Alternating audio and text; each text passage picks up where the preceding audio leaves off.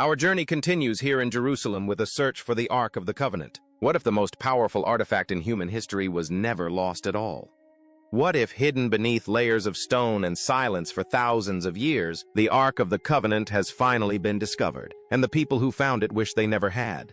Before we reveal the shocking evidence, hit like and subscribe because some discoveries are so unsettling they challenge everything we thought we knew about history. It began as a routine archaeological excavation in the remote Judean hills.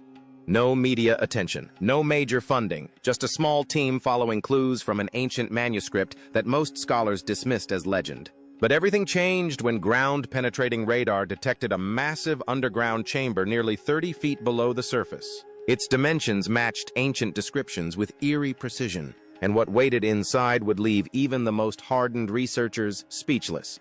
Buried beneath enormous limestone slabs was a golden chest unlike anything they had ever seen. It appeared untouched by time itself. Winged figures stretched across its lid exactly as described in biblical accounts. Yet the moment one archaeologist reached toward it, cameras failed, lights died, and electronic equipment shut down without warning. What happened next only deepened the mystery. Surrounding the chest were dozens of ancient skeletons frozen in positions of terror, while strange soot-blackened walls suggested a violent event had once torn through the chamber. Most chilling of all, a surviving analog recording captured a low, rhythmic humming that nobody remembered hearing during the excavation. Could this be the real Ark of the Covenant? And if so, what secret has remained sealed with it for centuries? Stay with us because the evidence is truly stunning. The artifact that fought back in the lab. Scientists were eager to examine the artifact, but the Ark didn't cooperate. X-rays failed. Chemical tests were inconclusive. Even the material itself made no sense. The golden surface had no match in any known alloy, and the wooden core underneath didn't resemble any species on Earth. It was as if the Ark had been made from something not of this world. Then came the strangest discovery yet. A soft but steady electromagnetic field pulsed from the chest. It wasn't random. It had a rhythm, like a slow heartbeat. At first it seemed harmless, but within days, those who had touched the Ark began to suffer strange side effects. One by one they reported intense dreams, some beautiful, others terrifying. Nosebleeds followed, then temporary blindness. One man collapsed mid-sentence, whispering that he could hear voices singing from inside the chest. Still, they pressed on. They didn't want to stop until the government arrived. Without warning, soldiers sealed the area. The Ark was removed under heavy guard, packed into a lead-lined container marked with only a strange black symbol. Equipment was confiscated. Satellite images were wiped. Within 24 hours, the entire team had been split up, interrogated, and forced to sign strict non-disclosure agreements. It was as if the discovery had never happened, but one technician, Daniel Knox, wasn't ready to forget. Before vanishing, he posted a desperate video online. In it, he described soldiers moving the Ark and a ship prepared to sail with the crate. The next day, Daniel's video disappeared. His phone went dark and he was gone. However, Daniel had sent something before he vanished. An old manuscript copied from a scroll found near the Ark. He gave it to a trusted friend in Jerusalem. What that manuscript revealed changed everything. It spoke of a second hiding place beneath the mountain where two temples had once stood. The Temple Mount, a place so sacred and politically sensitive that even thinking about a dig there was dangerous. But the manuscript was clear. Under the cornerstone, sealed during the days of the prophet Jeremiah, there was a mirror room. A controversial professor from Tel Aviv, often dismissed as a conspiracy theorist, had spoken of this hidden chamber for years. No one listened until now. With the help of hidden scanning tools smuggled in piece by piece, a small team surveyed the ground beneath the Temple Mount. What they discovered made even the most skeptical scientists pause beneath the layers of stone and time was something else. But everything changed when a determined researcher cross-referenced those symbols with an ancient manuscript. What he found was stunning. The plate wasn't just decoration. It was a map. The symbols formed a star with a winding path through it. When overlaid with an old Crusader-era map of the Temple Mount, the winding path matched a series of sealed tunnels, mostly forgotten by time. These weren't random markings. They were a coded route leading to something hidden deep beneath one of the most sacred places on Earth. This revelation echoed legends long held by Ethiopian priests who claimed that centuries ago, the Ark of the Covenant was moved by ship to Axum, Ethiopia.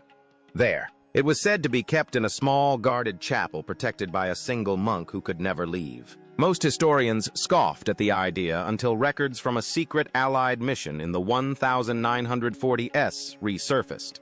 The mission's goal was to recover culturally significant artifacts from across the Middle East, declassified decades later. The mission's documents mentioned an unregistered container uncovered at an excavation site in Egypt. It wasn't in any museum inventory, but one name appeared again and again: Dr. Emery Foster, an elusive archaeologist believed to have inspired the fictional Indiana Jones. His final report described something extraordinary: a glowing golden object that should not be moved. Then silence. The report ended abruptly. The last page had been torn out. The location was classified. Nothing more was heard of it. That is until a retired American intelligence agent mailed a package to a Jerusalem journalist named David Lewin. Inside was a blurry Polaroid of a golden chest surrounded by people in protective suits. On the back, someone had written Sinai 1968. Also included was a map with circled areas, one of them overlapping with a modern radar scan taken just months earlier. Lewin followed the trail through old Crusader maps, former Vatican archivists, and even ex-employees at Mossad. The deeper he dug, the stranger the story became. According to a letter inside the package, the Ark had been moved 3 times since World War II, and somehow it had recently returned to its original chamber under the Temple Mount. No one knew why. The letter ended with a warning: they are preparing. Something is coming. Soon after, Lewin received a small box on his doorstep. No return address. Inside was silver shekels from the Second Temple period. But unlike others in museums, these were untouched, pristine, as if they had never seen the light of day. Whatever lies beneath Jerusalem may be older.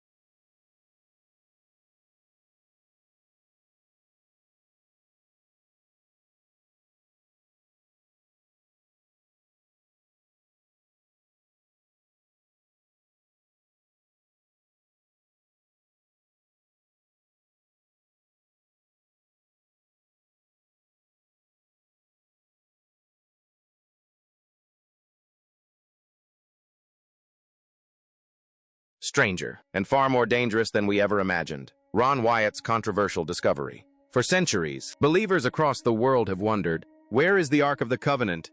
now, said to hold the original 10 Commandments, the very stone tablets given to Moses. The Ark is described in the Bible as a gold-covered wooden chest. But one of the most persistent and controversial stories comes from a man named Ron Wyatt. On January 6, 1982, Wyatt, an amateur archaeologist, an Adventist explorer, announced something incredible. He said he had found the Ark. Not just rumors or traces, but the actual chest itself buried beneath the old city of Jerusalem. And not just anywhere. According to Wyatt, the Ark had been hidden in a chamber directly beneath the place where Jesus of Nazareth was crucified. He claimed this was no coincidence that the Ark's placement had been foretold by ancient prophecy. Historically, the Ark was kept in the First Temple. Many of those tunnels still exist today.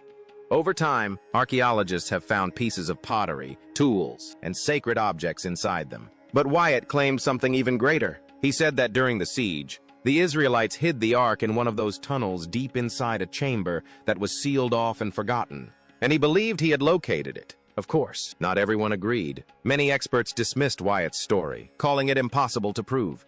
Yet others, including religious groups, took his claims seriously, especially when combined with clues from old manuscripts, strange radar findings, and the idea that the Ark had been placed beneath a hill called Golgotha, the site many believe was the place of the crucifixion. If Wyatt was right, then the Ark had been quietly resting beneath one of the holiest cities in the world, hidden in plain sight for over 2,000 years. And now, with new scans and a mysterious magnetic field detected nearby, some are starting to wonder if Wyatt's claim was more than just a story, a prophecy hidden in stone.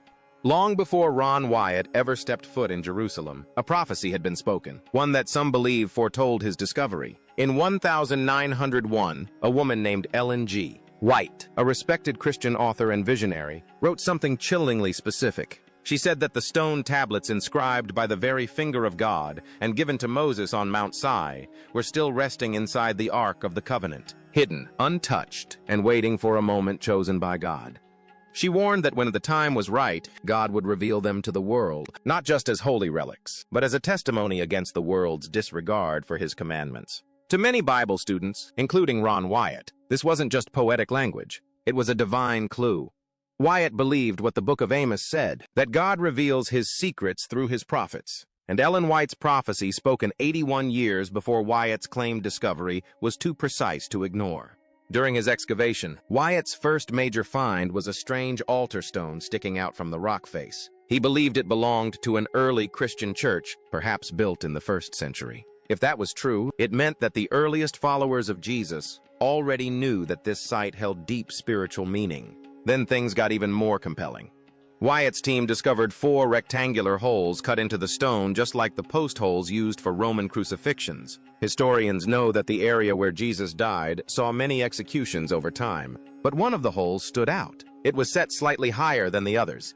This would have been the spot for the most important or most condemned figure of the day. According to the Gospels, that man was Jesus. And then Wyatt found something else. A square stone had been placed in that central hole like a stopper. It had finger grips on both sides. When Wyatt pulled it out, he noticed a deep crack running through the bedrock right beneath the place where the main cross would have stood. Wyatt immediately thought of the Gospel of Matthew, where it says that the earth shook and the rocks split when Jesus died. Could this be that crack? If so, then this wasn't just archaeology. It was prophecy unfolding before their eyes, and the Ark of the Covenant, hidden beneath it all, might have been a silent witness to both the law of God and the moment of its ultimate fulfillment. The moment Wyatt claimed to have found the Ark, Ron Wyatt's journey took a sharp turn when he and his team stumbled upon a hidden network of ancient caves beneath Jerusalem. He believed these tunnels were part of a forgotten system, sealed off and left untouched since biblical times. In a 1999 interview shortly before his death, Wyatt described what happened next. "Once we found that place," he said, "I knew I needed to go inside that escarpment, tunnel by tunnel, chamber by chamber, until I found the Ark of the Covenant, or didn't." And on January 6, 1982, at around 2 o'clock in the afternoon, he said he found it. But it wasn't in a grand display. Instead, it was buried in what looked like a rush of panic. The chamber was packed tightly with debris. Furniture from the first temple, animal skins, wooden boards, and stone, all stacked together as if someone had tried to hide it in a hurry. Wyatt believed the Ark was intentionally buried beneath these layers for protection. And there it was, the gold-covered chest resting silently in the darkness. Then he noticed something chilling. A crack in the ceiling ran directly above the ark.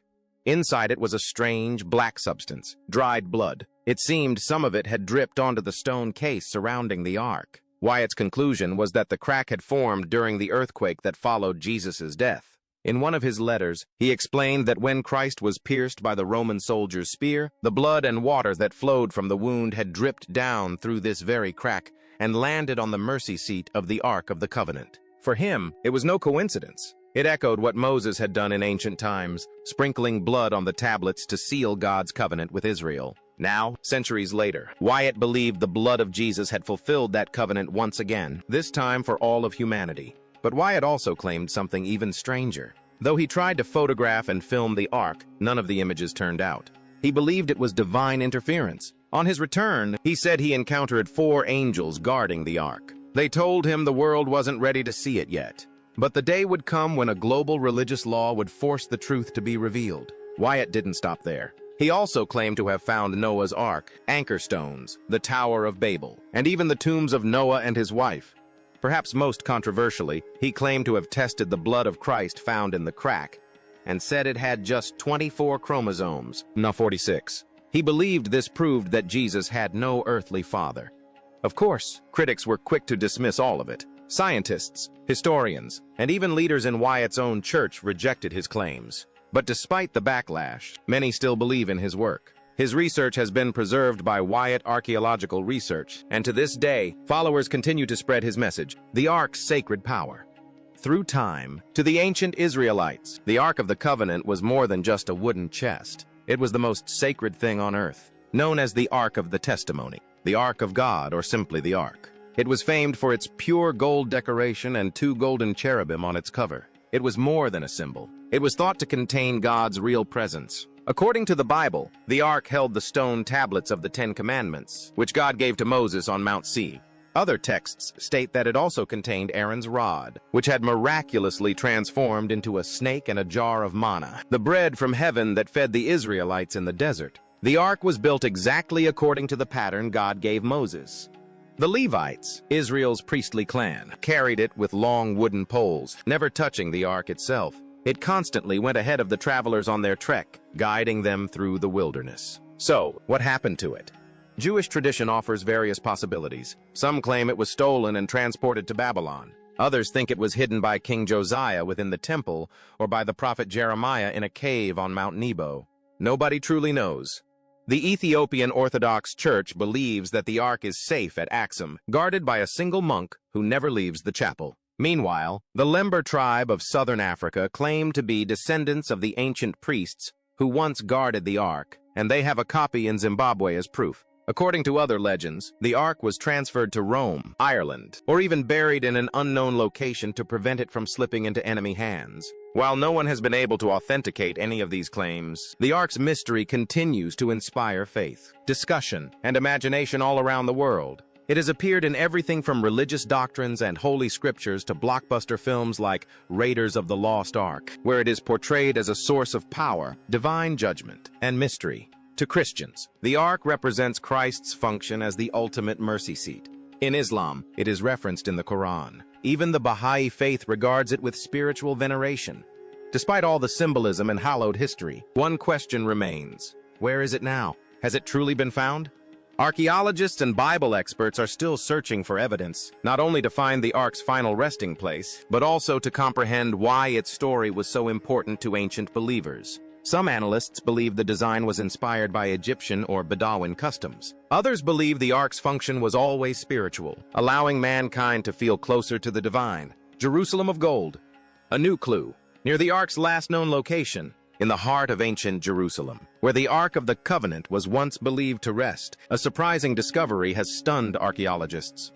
An ancient gold ring buried for over 2,000 years has just been unearthed. The tiny ring set with a red gemstone was found at the Givati parking lot excavation site within the city of David, just steps away from the Temple Mount where the Ark of the Covenant was reportedly kept in the Holy of Holies. The dig led by the Israel Antiquities Authority and Tel Aviv University revealed what some are calling one of the most impressive jewelry finds ever made in Jerusalem. At first, a soil sifter thought the ring had been dropped by a modern-day worker. But upon closer inspection, experts realized it was something far older, dating back around 2,300 years to the time of the Second Temple and the early Hellenistic period. This is the first time that such a large collection of gold jewelry from that era has been found in Jerusalem, said Ephra Boer, the lead excavation manager. Alongside the ring were other precious items: bronze earrings, a gold bead, and even a gold earring with an animal design, objects that hint at a wealthy and vibrant city. So, what does this have to do with the Ark? This discovery was made in the very foundation layer of a grand structure near the temple. While the jewelry likely belonged to a young girl transitioning into adulthood, possibly part of a marriage tradition, the location adds another layer of meaning. Some believe this area may have once been connected to sacred rituals or high-ranking priestly families, possibly those who guarded or served near the Ark itself. Elias Sido, director of the Israel Antiquities Authority, said it best. This is Jerusalem of gold in its truest, most tangible form. And while the exact link between this treasure and the Ark remains uncertain, the proximity alone has raised eyebrows. Earlier this year, another nearby find added fuel to the mystery. A religious shrine sealed by the ancestors of Jesus and preserved for nearly 3,000 years. The empty tomb and the mystery of the Ark. For generations, many theologians have suggested that the Ark of the Covenant was more than a sacred chest holding holy artifacts. They believed it served as a prophetic symbol, pointing forward to something infinitely greater, the person of Jesus Christ. The connection becomes especially striking on the morning of the resurrection. Before sunrise, while darkness still covered Jerusalem, Mary Magdalene approached the tomb where Jesus had been buried. She expected to find a sealed grave guarded by a massive stone. Instead, she discovered something impossible. The stone had already been rolled away, and the tomb stood open. Even more shocking, Jesus' body was gone. Overcome with fear and confusion, Mary hurried back to find Simon, Peter, and John. "They have taken the Lord out of the tomb," she told them, "and we don't know where they have put him." The two disciples immediately raced toward the burial site. John arrived first, but stopped at the entrance. Looking inside, he saw the burial cloths lying there. The Gospel uses the Greek word bli, a simple glance, a quick observation. Moments later, Peter arrived and entered the tomb without hesitation. He carefully examined the scene before him.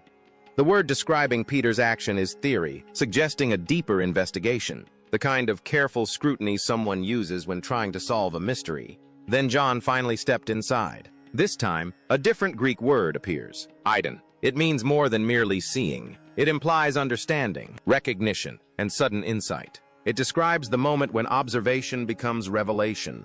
Many scholars believe that something profound dawned on John in that instant. The empty tomb was not merely a burial chamber, it had become a sacred place where God's redemptive plan was being unveiled. The linen wrappings remained behind, carefully arranged, while the headcloth lay folded separately. Every detail seemed deliberate. Some theologians see a remarkable parallel to the Ark of the Covenant. In the Old Testament, the Ark represented God's dwelling among his people. Its most sacred feature was the mercy seat, the golden cover positioned between two cherubim. It was there that God promised to meet with Israel and reveal his presence. Likewise, the resurrection scene directs attention not to what remained, but to what was absent. The power of the Ark was never merely in its gold or its contents. The power of the empty tomb was not in the cloths left behind. The true significance lay in the reality that God's presence had moved beyond both. Although the Gospel notes that the disciples still did not fully understand everything foretold in Scripture, they eventually left the tomb and returned home. Mary, however, remained. Unable to leave, she stood outside weeping. Then, through her tears, she leaned forward and looked into the tomb once more. What she saw was extraordinary. Two angels dressed in white sat exactly where Jesus' body had rested. Under the Old Covenant, the high priest sprinkled sacrificial blood before the mercy seat to make atonement for the sins of Israel. In the New Covenant, the blood of Christ had been poured out once and for all, not merely for one nation, but for the entire world. The parallels continue even deeper. Inside the ark were three sacred objects: the jar of manna, Aaron's staff that miraculously blossomed, and the stone tablets of God's law. Each finds its fulfillment in Jesus. The manna pointed to the true bread of life. Aaron's resurrected staff foreshadowed the eternal high priest who conquered death. The tablets represented God's law perfectly fulfilled in the one who embodied it completely. Long ago, God declared that he would meet his people between the cherubim. Now in a quiet garden tomb outside Jerusalem, that promise seems to reach its ultimate fulfillment. Mary encounters not a golden box hidden behind a curtain, but the reality to which the Ark had always pointed, the risen Christ himself. Could the Ark of the Covenant have been more than a sacred relic preserved from Israel's past? Many believe it was a divine shadow cast forward through history, preparing humanity for the moment when mercy, sacrifice, and resurrection would meet in a single place. Not between golden cherubim, but between two angels seated beside an empty tomb, the place where Jesus had once lain and where death itself had been defeated.